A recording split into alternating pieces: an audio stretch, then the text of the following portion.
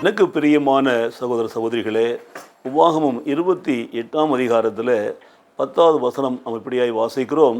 அப்பொழுது கர்த்தருடைய நாமம் உனக்கு தரிக்கப்பட்டது என்று பூமியின் ஜனங்கள் எல்லோரும் கண்டு உனக்கு பயப்படுவார்கள்.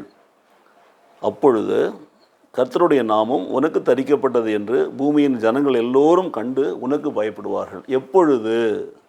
அங்கே தான் நான் பார்க்கணும். மறுபடியும் முன்னாடி நம்ம போனோம்னா, நீ உன் தேவனாய கர்த்தரின் கட்டளைகளை கை கொண்டு அவர் வழிகளில் நடக்கும் பொழுது கர்த்தர் உனக்கு ஆணையிட்டபடியே உன்னை தமக்கு பரிசுத்த ஜனமாக நிலைப்படுத்துவார்.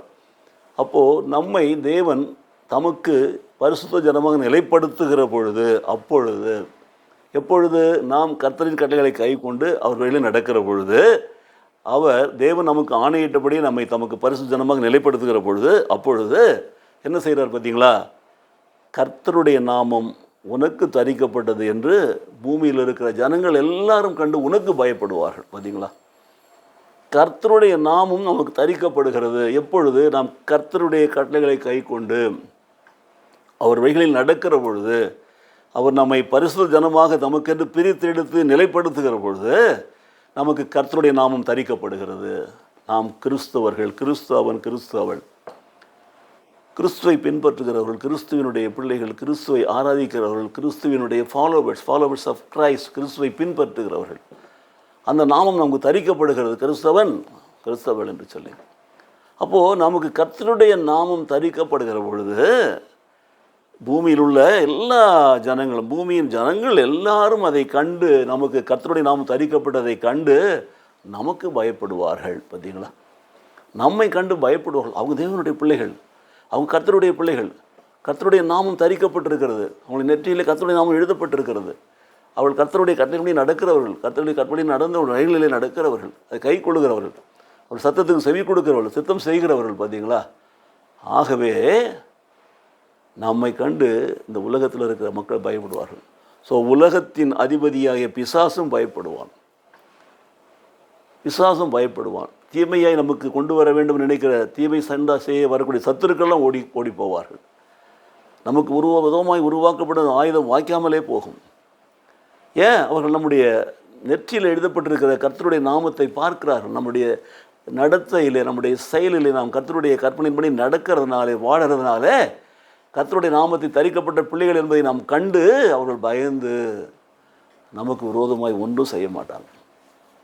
நம்மை கண்டு பயப்படுவார்கள் சொன்னால் கர்த்தருக்கு பயப்படுற பயம் அவர்களுக்கு வரும். கர்த்தருடைய பிள்ளைகளை அவர்கள் கனப்படுத்துகிறார்கள். இன்றைக்கு இந்த பூமியிலே நீங்கள் அநேகர் பலவிதமான காரியங்களை குறித்து கவலைப்பட்டு கொண்டிருக்கிறீங்க. உங்களுக்கு விரோதமான காரியங்களை அவங்க செய்கிறாங்க, இவங்க செய்கிறாங்கன்னு சொல்லிட்டு.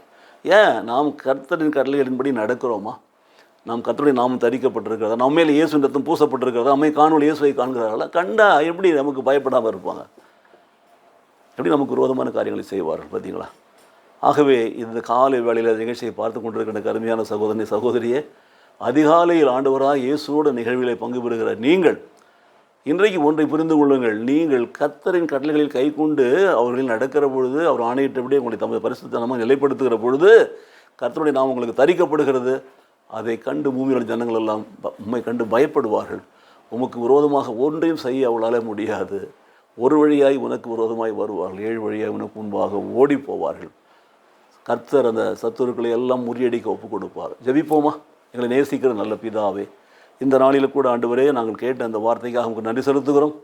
ஆண்டவரே, நாங்கள் உம்முடைய கட்டளைகளை கை கொண்டு உம்முடைய கட்டளையின்படி நடக்கிற பொழுது, அது வழியில் நடக்கிற பொழுது நீர் எங்களை பரிசுத்த ஜனமாக நிலைப்படுத்தி கர்த்தருடைய நாமம் எங்கள் மேலே எழுதப்பட்டு எங்களை காண்கிறவர்கள் கர்த்தருடைய நாமத்தை கண்டு பயப்படுவதனாலே நாங்கள் உம்மை துதிக்கிறோம், ஸ்தோத்திரிக்கிறோம். சுவாமி, எங்களுக்கு விரோதமாக எழும்புகிற எல்லா தீய சக்திகளையும் ஆண்டவரே, எங்கள் மேல் எழுதப்பட்டிருக்கிற கர்த்தருடைய நாம் முறியடிப்பதற்காக உங்களுக்கு நன்றி செலுத்துகிறோம். சுவாமி, எல்லா தீமைகளிலிருந்து எங்களை பாதுகாத்து நடத்துவதற்காக உங்களுக்கு நன்றி, கொடான கோடி ஸ்தோத்திரம். இயேசு கிறிஸ்து நாமத்திலே பிதாவே, ஆமென்.